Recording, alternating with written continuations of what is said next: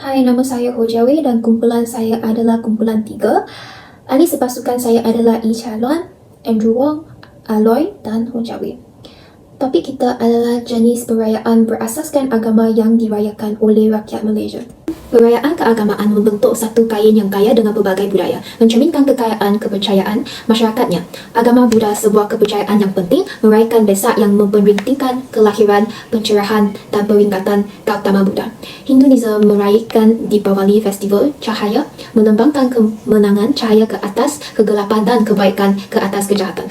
Kristian merayakan Christmas, menandakan kelahiran Jesus, memupuk semangat kasih, kemurahan hati dan kebaikan. Islam, agama dominan, menghormati ayat Al-Fitr dan ayat Al-Adha, mempromosikan rasa syukur, solidariti dan belas kasihan.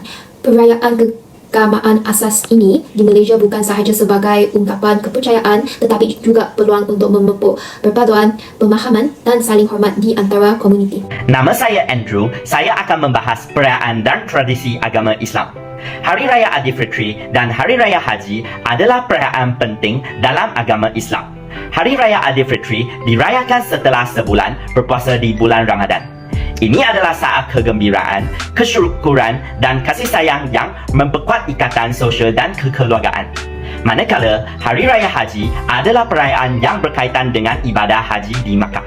Selama Hari Raya Aidilfitri, umat Islam melaksanakan sembahyang raya, bermaaf-maafan, bersilaturahmi, memberi dan menerima hadiah, memberi sedekah dan menikmati makanan tradisional. Sementara itu, pada Hari Raya Haji, umat Islam melakukan wukuf di Arafah, menyembelih hewan kurban, melaksanakan syalat Idul Adha dan melakukan ziarah ke Makkah. Pakaian tradisional bagi lelaki dan perempuan ialah baju Melayu dan baju kurung. Kedua-duanya memiliki mendalam dalam menyambut perayaan agama Islam. Mereka mencerminkan keagungan, kemuliaan, keindahan, kesederhanaan dan nilai-nilai Islam. Kuih raya dan makanan tradisional seperti ketupat, rendang, nasi biryani dan ayam masak merah menjadi hidangan utama selama perayaan agama Islam.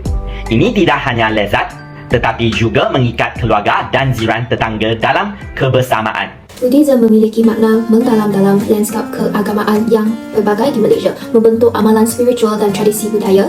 Pusat kepada pengalaman Buddha Malaysia adalah perayaan Vesak yang dihormati, yang memperingati kelahiran, pencerahan dan peringatan Gautama Buddha. Vesak jatuh pada bulan April, Mei atau awal Jun setiap tahun, memperingati peristiwa-peristiwa bersejarah dalam kehidupan Buddha. Semasa Vesak, penganut Buddha Malaysia terlibat dalam berbagai ritual keagamaan dan aktiviti kontemplatif. Lawatan ke kuil adalah pusat kepada pengmalaan ini di mana pengunjung memberikan penghormatan kepada Buddha melalui doa, meditasi dan persembahan bunga dan dupa. Setiap tahun di Malaysia, ribuan pengunjung dari berbagai lapisan masyarakat berkumpul dalam semangat Buddha. Di Persatuan Buddha Malaysia, pengunjung yang bersemangat beratur dengan sabar untuk membersihkan patung Buddha, satu wujud istimewa yang melambangkan percucian dan pembersihan jiwa seseorang. Selain itu, pengunjung yang masuk ke dalam dewan sembahyang dapat menyalakan lilin berbentuk teratai dan memohon berkat Buddha. Selain itu, perayaan Hari Vesak bermula pada pukul 7 petang di Kuil Buddha Mahavihara di Brickfield, sebuah kawasan di luar pusat bandar. Dari situ, perayaan bergerak perlahan-lahan ke kawasan Bukit Bintang yang akan melalui Jalan Raja Chulan, Jalan Sultan Ismail dan Jalan Bukit Bintang pada 1 ke 3 dalam malam. Dari pusat bandar, perayaan kembali ke Brickfields lagi di mana perhiasan terakhir tiba sekitar pukul 11 malam. Seterusnya, ini adalah beberapa tempat yang paling popular bagi penganut agama Buddha untuk merayakan Hari Vesak di Malaysia, ialah Cat Lok Si di Penang, San Potong di Ipoh Perak dan Tin Ho Kong di KL. Perbuatan derma dan kebaikan. Vesak merupakan masa untuk mengamalkan ajaran Buddha tentang belas kasihan dan kemurahan hati. Penganut Buddha menyertai pelbagai aktiviti derma seperti memberi makanan kepada orang miskin, menyumbangkan pakaian kepada yang memerlukan dan membebaskan haiwan dari kurungan. Tindakan-tindakan ini tidak hanya membantu mereka yang memerlukan bantuan, tetapi juga memupuk sikap empati dan belas kasihan dalam diri penganut. Selain itu, hidangan vegetarian yang disediakan semasa Vesak mempunyai pelbagai pilihan yang lazat dan menyihatkan, seperti sayur-sayuran berkuah, mihun goreng dan pencuci mulut manis yang dibuat daripada beras dan gula semula jadi. Dari segi pakaian, penganut Buddha Malaysia biasanya berpakaian secara sederhana dan dengan hormat ketika menghadiri upacara kuil atau mengambil bahagian dalam ritual keagamaan.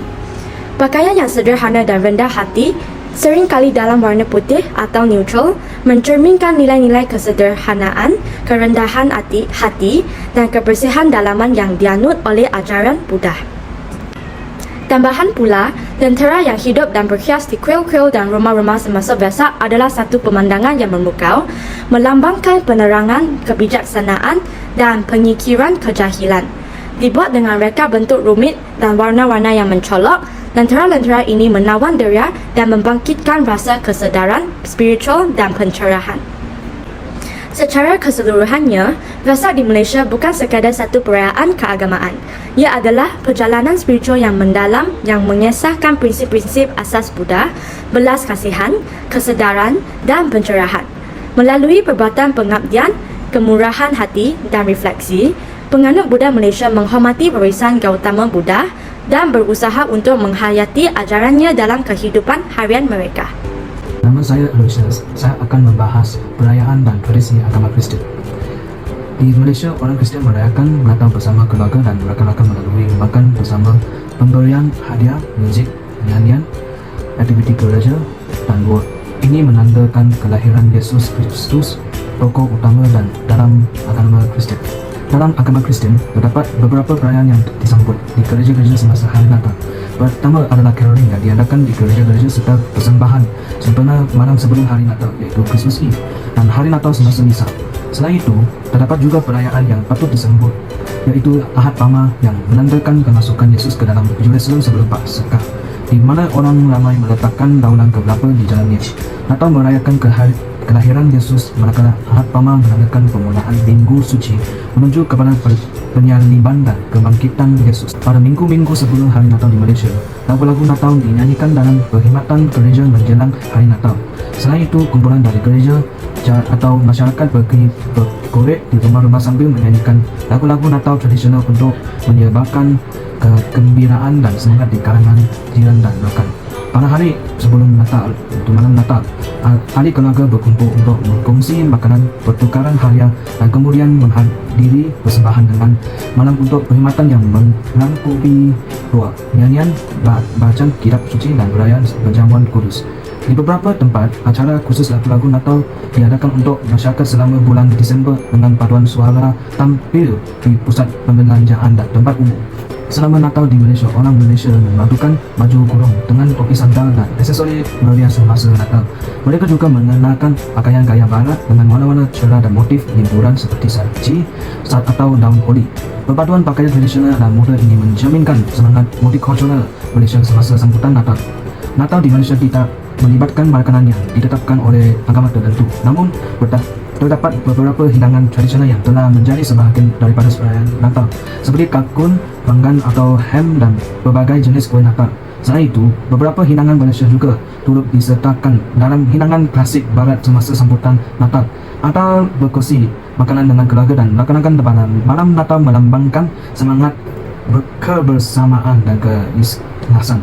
Acara makan bersama ini adalah satu perayaan yang akan meliharan dan kasih Tuhan, serta merupakan masa yang tepat untuk mengamalkan kemurahan hati dan mengarahkan beras persahabatan.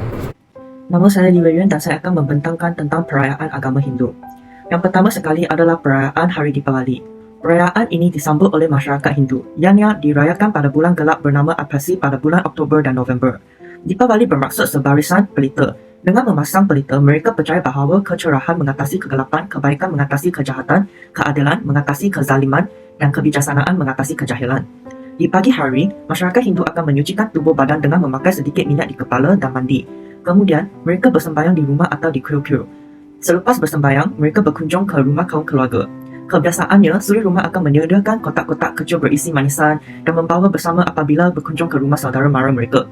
Di kebanyakan rumah, rangoli iaitu lukisan yang dibuat daripada tepung beras berwarna-warni akan menyambut tetamu di hadapan rumah.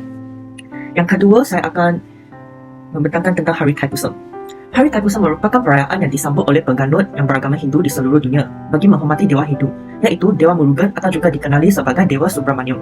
Tujuan dan objektif sambutan ini adalah sentiasa menjadi tanda tanya kaum-kaum lain Oleh sebab itu, saya ingin berkongsi maklumat bahawa Hari Thaipusam merupakan hari menunaikan khanazah dan menebus dosa atau memohon ampun atas dosa-dosa yang telah dilakukan sepanjang tahun. Deepawali lambang kejayaan kebaikan melawan kejahatan. Sungguh asing jika kita melihat Deepawali tanpa pelita kerana perayaan itu sendiri mempunyai maksud pesta cahaya.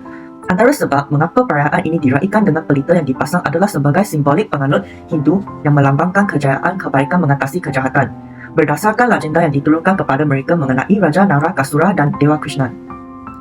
Manakala Hari Thaipusam, pada hari itu mereka akan membawa susu yang diisi dalam belanga kerana susu itu dianggap sebagai benda yang paling suci. Susu ini diisikan dalam belanga tembikar atau kini dalam belanga aluminium. Belanga berisi susu ini akan dihias dengan pelbagai corak, warna, daun dan benang. Belanga ini akan dijunjung di atas kepala dan luar kuil hinggalah ke dalam kuil. Walau bagaimanapun, bukan semua pengganut Hindu membawa belanga berisi susu ini. Hal ini demikian kerana pembawaan belanga bukanlah kewajipan dalam meraihkan kebesaran Tuhan Murugari. Antara makanan tradisional agama Hindu ialah tosai. Tosai merupakan beras dan daun lempang dihidangkan semasa penyembahan. Pengganut agama Hindu akan menghidangkan tosai semasa menyembah dewa-dewa mereka. Manakala muruku, bahan utama muruku ialah urat dan tepung beras dihidangkan semasa perayaan. Mereka akan menghidangkan muruku kepada saudara mara yang mengunjungi rumah mereka. Antara pakaian tradisional agama Hindu ialah dhoti, pakaian tradisi untuk kaum lelaki India. Dhoti dipakai oleh kaum lelaki India semasa perayaan dan perkahwinan. Pakaian kedua ialah kurta, pakaian tradisional bagi kaum lelaki India di majlis rasmi. Pakaian ini merupakan kemeja panjang yang sampai ke lutut dan lazimnya diperbuat daripada kain kapas atau linen. Kesimpulannya, Malaysia merupakan masyarakat yang berbilang kaum dan mempunyai pelbagai perayaan. Sambutan perayaan di Malaysia dapat melahirkan perpaduan antara kaum dan agama. Kepelbagaian agama dan budaya di Malaysia bukan sahaja mengukuhkan identiti negara tetapi juga menyuburkan semangat toleransi dan penghargaan terhadap perbezaan. Sambutan perayaan menjadi titik pertemuan di mana masyarakat pelbagai etnik dan agama berkongsi kegembiraan dan kebahagiaan bersama, mengukuhkan lagi ikatan sosial dan keharmonian yang menjadi asas negara ini. Sebagai sebuah negara yang berbilang etnik dan agama, Malaysia terus memelihara dan menghargai barisan budaya yang kaya dan merayakan kepelbagaian sebagai kekuatan yang mengukuhkan negara. Dengan perayaan keagamaan yang meriah dan bersejarah, Malaysia terus menjadi contoh keharmonian dan keamanan dalam landscape global yang semakin kompleks. Terima kasih.